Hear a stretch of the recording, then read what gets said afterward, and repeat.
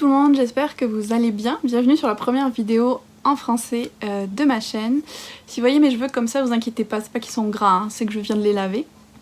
Bref, pour la première vidéo, Jessica, une amie m'avait proposé de faire un classement des sagas et des livres de ma jeunesse, plutôt de mon adolescence, qui m'ont vraiment marqué. Et je me suis dit que c'était une super idée, surtout que j'adore les vidéos où on fait des classements, en particulier les vidéos de tier ranking. Je sais pas si vous connaissez, mais en gros, il y a 5 catégories qu'on crée, et puis après on va venir placer les livres ou peu importe les items dans les différentes catégories. Donc j'ai fait ma petite sélection des livres qui pour moi étaient importants durant mon adolescence. Je vous ai aussi demandé de me proposer certains choix pour m'aider à me rafraîchir un peu la mémoire. Et donc les 5 catégories que j'ai, c'est toujours et à jamais. Donc ça c'est pour les livres que j'adore et que je vais toujours adorer et relire et relire. Ensuite on a trop envie de relire, donc pour ceux que je n'ai pas lus depuis des années mais que j'aurais vraiment envie de redécouvrir pour voir si je les aime toujours autant. Ensuite on a nostalgie. Ça c'est pour les livres que je ne pense pas relire, mais quand j'y pense, c'est ça, je suis envahie par la nostalgie. Et ça me rappelle des bons souvenirs. Ensuite on a ça reste un bon souvenir, donc ça c'est pour ceux, on va dire je suis un peu plus neutre que la catégorie nostalgie où je me dis bon ouais c'était bien à l'époque mais sans plus.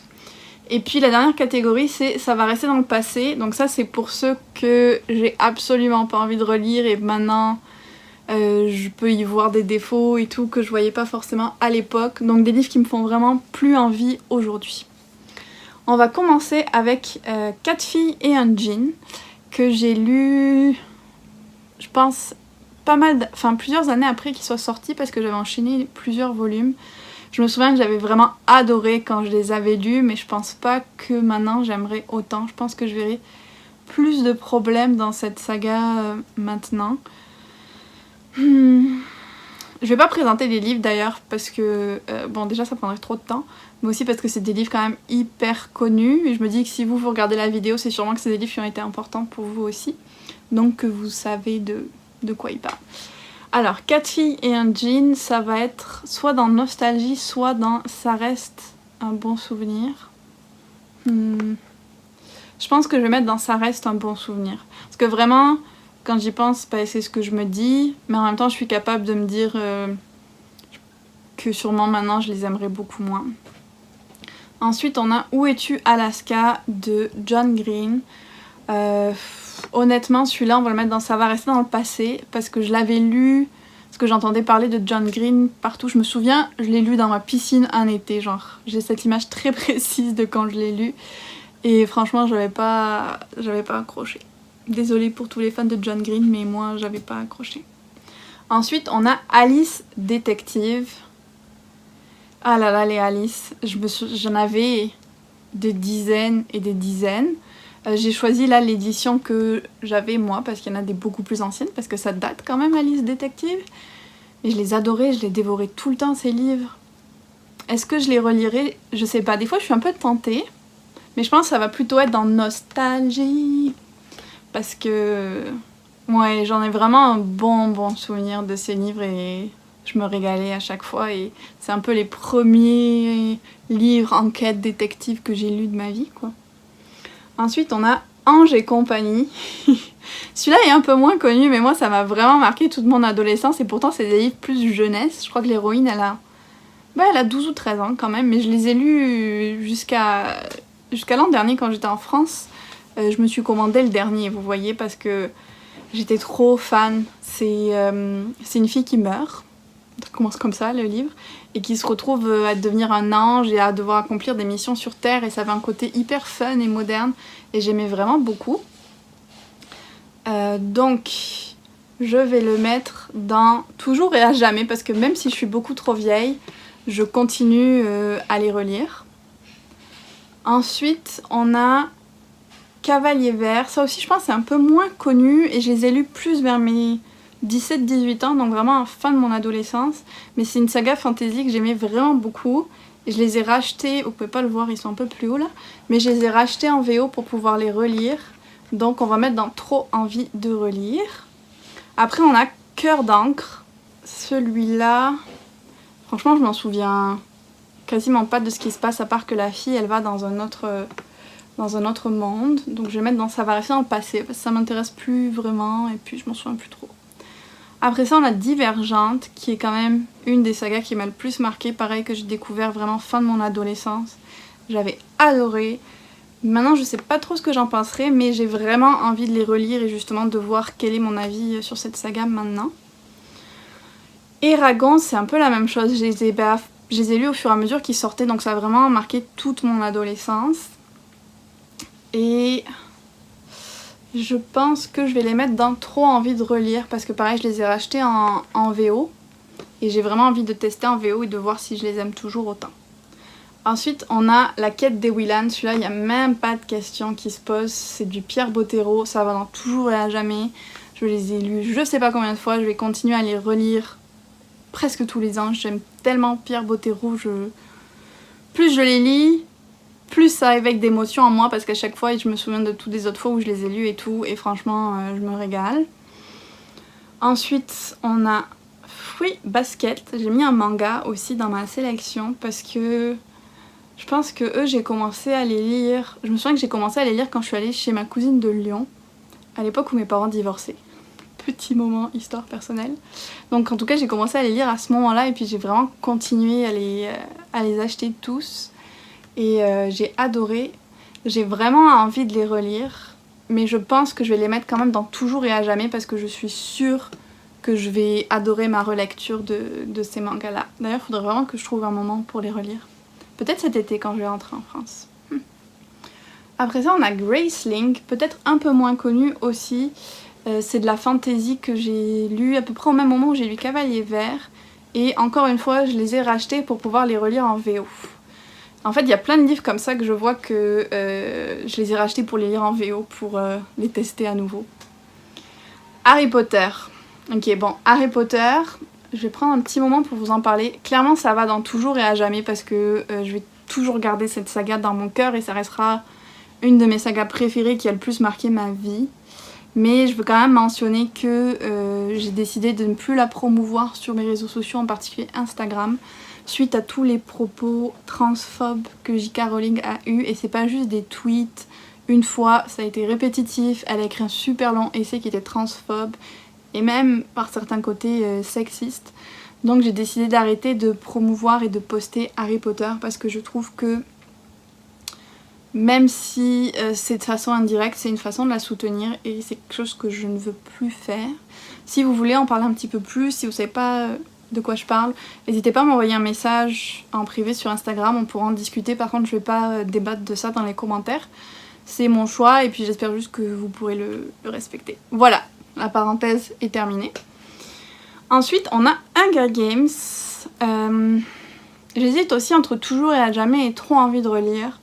Parce que récemment j'ai lu la balade du serpent et de l'oiseau chanteur qui est sortie et je l'ai quand même vraiment bien aimé, ça m'a donné envie de relire les livres mais en même temps j'ai l'impression que c'est sûr que je vais les aimer.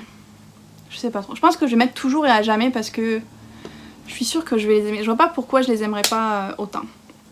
On a Les âmes vagabondes de Stephanie Meyer aussi, qui est un peu moins connue que sa saga Twilight, et ça je vais mettre dans trop envie de relire parce que ce livre je l'ai lu pareil fin d'adolescence, j'avais eu une période où j'avais arrêté de lire et c'est vraiment le premier livre que j'ai relu et qui m'a relancé dans la lecture et je l'avais dévoré, je l'avais adoré, mais je sais pas s'il a bien vieilli ou pas, donc à voir.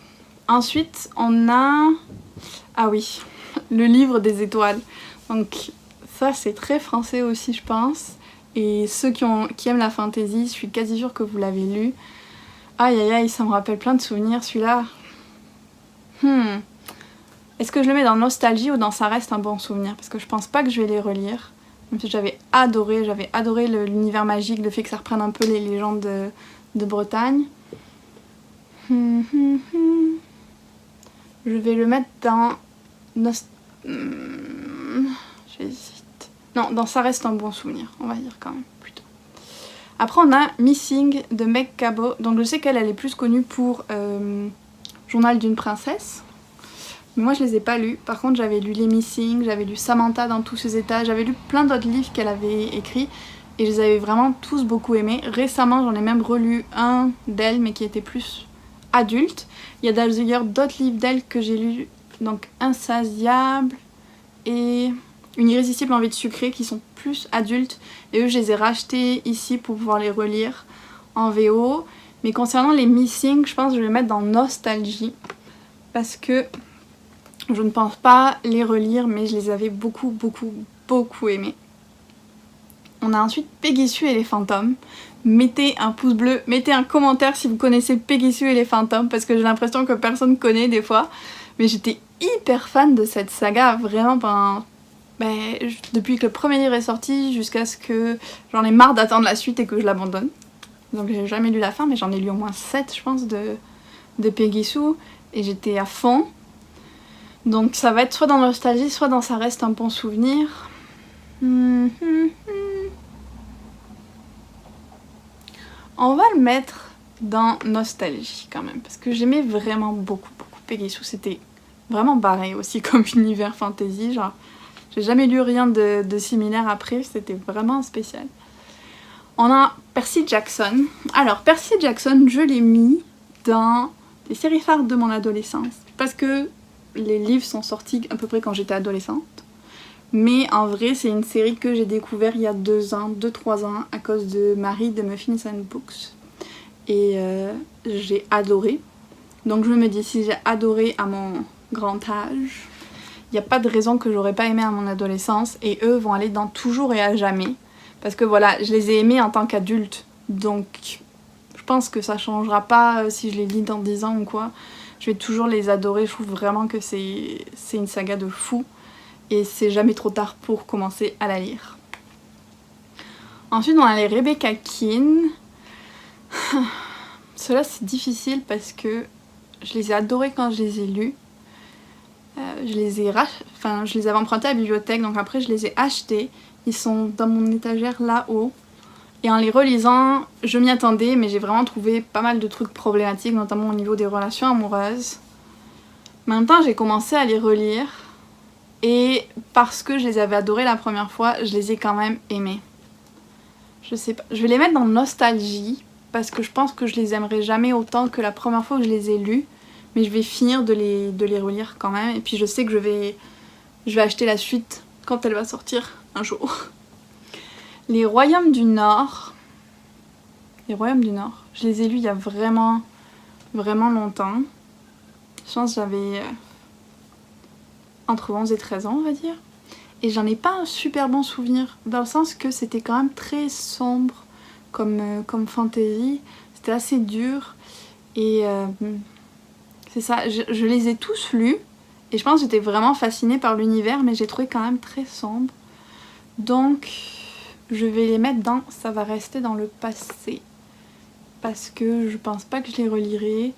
Puis parce que c'est ça, j'en garde cette impression un peu sombre. Sans âme de Gail Carriger, pareil, je pense que c'est un peu moins connu, mais pourtant c'est tellement bon. C'est du steampunk avec des vampires, des loups-garous, en Angleterre, dans un... C'est ça, c'est très british, et même dans le style d'écriture et tout, bref, c'est un régal. Mais je les ai lus il y a plusieurs années, et je me dis, est-ce que j'aimerais toujours On va les mettre quand même dans Toujours et à jamais plutôt que Trop envie de relire, parce que j'ai quand même lu d'autres livres d'elle récemment que j'ai aimés, donc je pense que ceux-là, je vais les aimer aussi. Mais c'est clair que je vais envie de les relire et que j'espère pouvoir les relire bientôt aussi. Les Tara Duncan. Oh mon dieu, Tara Duncan, ça aussi c'était quelque chose. J'ai jamais fini parce que continue à en sortir des nouveaux et puis j'ai grandi et j'avais plus trop envie de le lire. Je pense que je vais les mettre dans Ça reste un bon souvenir, parce que c'était chouette quand même d'avoir de la fantasy comme ça française aussi. C'était vraiment pas mal, et puis c'était tellement magique. C'était vraiment chouette. Presque, je dirais que je pense que c'est la fantasy française qui selon moi se rapproche le plus d'Harry Potter. Je sais pas qu'est-ce que vous en pensez, si vous l'avez lu, vous pouvez me dire ce que vous en pensez. Il reste Twilight. Alors Twilight, au risque de vous choquer, je vais le mettre, ça va rester dans le passé. Parce que clairement, Twilight est problématique. Quand je l'ai lu à, je sais pas, je devais avoir 16 ans, j'étais à fond dans le sens où je les ai lus vraiment vite. J'ai regardé les films aussi, j'aimais bien les vampires et tout ça. Mais en y réfléchissant maintenant, je me dis qu'il y avait vraiment des petits soucis. Et je pense pas que je les relirai. Autant les âmes vagabondes, j'ai envie de le relire. Peut-être que je vais le regretter, que ça va gâcher mon image des âmes vagabondes. Mais Twilight, je pense vraiment pas que je vais les relire. Et pour finir, on a des livres que j'ai ajoutés au dernier moment hier soir. C'est Witch. Alors, pour ceux qui sont vieux comme moi, vous vous souviendrez peut-être qu'il y avait le mini-mag qui sortait tous les mois ou quelque chose comme ça, avec les aventures de Daisy et de Minnie et de tous ces personnages de Disney. Et à un moment, ils se sont mis à publier les Witch au lieu des aventures de Minnie. Puis le magazine est devenu le Witch Mag et j'étais totalement accro. Je me souviens que j'avais fait des découpages de fou avec les magazines, je les avais découpés. Je pouvais pas les relire, mais j'avais fait des collages avec les personnages. J'aimais vraiment, vraiment, vraiment beaucoup. Et je les ai jamais finis parce que j'imagine qu'à un moment je me suis arrêtée d'acheter les Witch Mag. Mais honnêtement, en ce moment j'ai vraiment envie de me les racheter, la version BD, pas la version roman, et de les relire. Parce que les dessins étaient quand même très beaux. On avait de la diversité dans les personnages au final quand même, à une époque où on voyait pas trop ça. Et les histoires étaient... Enfin, j'étais trop fan. Moi aussi j'attendais d'avoir des pouvoirs qui se déclenchent d'ailleurs. J'attends toujours, on sait jamais. Donc je vais le mettre dans Trop envie de relire ou Toujours et à jamais. Je vais le mettre dans Trop envie de relire en sachant qu'il va sûrement passer dans Toujours et à jamais quand je les aurai relus. Et voilà, ça c'était ma vidéo de tier ranking, donc mon classement de tous les livres et sagas qui ont marqué mon adolescence. J'espère que la vidéo vous a plu, j'adore ce type de vidéo et j'en ai déjà plusieurs autres en tête que j'aimerais faire. Mais n'hésitez pas à me dire s'il y en a que vous voudriez que je fasse, peu importe si c'est sur des films ou des séries ou des livres. Évidemment, c'est quand même le sujet principal de ma chaîne. Mais n'hésitez pas à me dire si vous en avez d'autres que vous aimeriez que je fasse, peu importe le thème. Je vais aussi mettre le lien parce que j'ai sauvegardé le template sur le site, donc je vais mettre le lien et si jamais vous voulez faire le classement pour vous, pour votre chaîne ou peu importe, vous pourrez le faire. Puis n'hésitez pas à me le dire, ça me fera plaisir d'aller voir. Sur ce, je vous dis à bientôt pour une autre vidéo.